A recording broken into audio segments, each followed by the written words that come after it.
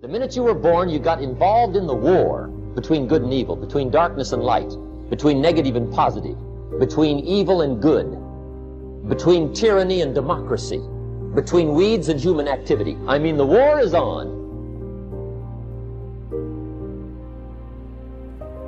If democracy sleeps, guess who never sleeps? Tyranny. In the absence of light, guess what's automatic? Darkness. If good does not arouse itself and become active, guess what moves in? Evil. It's a war. A mental war, a physical war, a financial war, between enterprise and ease, between accomplishment and failure. It's a war. That's why there's an Old Testament phrase that gives the best advice for human activity when it says, 6 days labor, 1 day rest. Now, I'm sure we've taken that to mean, don't work all 7 days.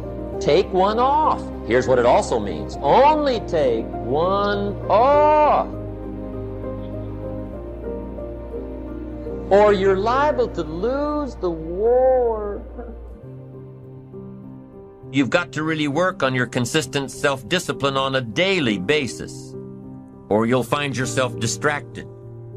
Distracted by negative thoughts, distracted by negative people, distracted by water cooler chatter, and pretty soon, depending on the type of people you've associated with, distracted by your doubts within yourself.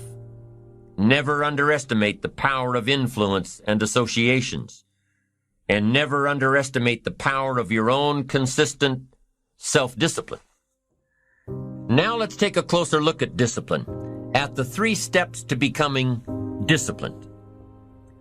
First, true discipline is not the easiest option. Most people would rather sleep until 10 o'clock than get up at 6.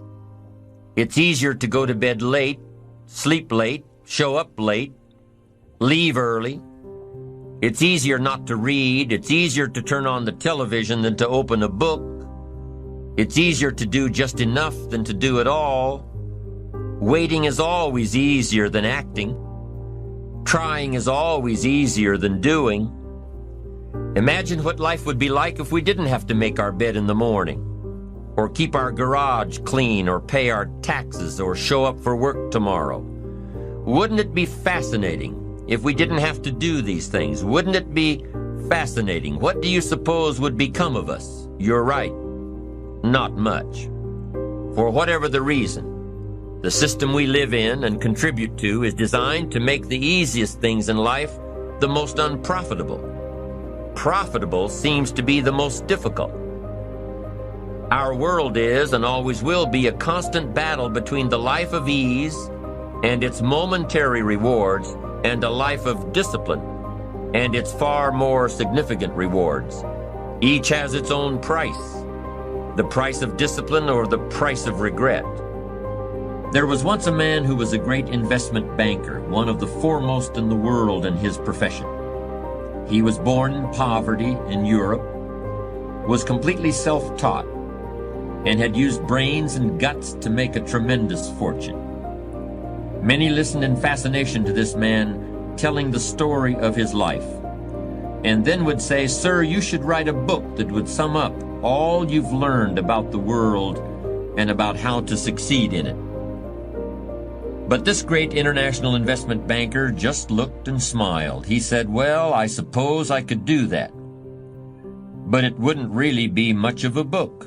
In fact, I could tell you everything I know in just 15 or 20 minutes. Everything I've come to understand over the course of a lifetime. But what good would it do? These aren't things you can just hear about from someone else or read in a book. Until you've discovered them for yourself, they're just words, just puffs of air or drops of ink on a page. You've got to live in order to learn what I've learned. You've got to arrive at these truths the way you arrive at your destination after a long journey, with that same sense of fulfillment and joy." It's ironic, isn't it? Wisdom is not a thing you can buy, or a course you can take in school, or a degree you can earn. Yet every parent wants his children to attend good schools, and rightfully so. Wisdom is not really something you can get from another person, yet you can gain some wisdom from everyone you meet. Wisdom is something a wise man always feels he needs more of. Yet the true sources of wisdom lie nowhere but within ourselves. There are plenty of people who are too smart for their own good, people who are filled to overflowing with facts and technical knowledge, but who are sadly lacking in human understanding and common sense. We've all met people like that. They score high on all the tests. They get perfect grades in school. They win all the prizes. They often get paid very well to practice their skills, to build things, and write computer programs, and carry on lawsuits, and manage other people's affairs. But go home with one of these whizzes.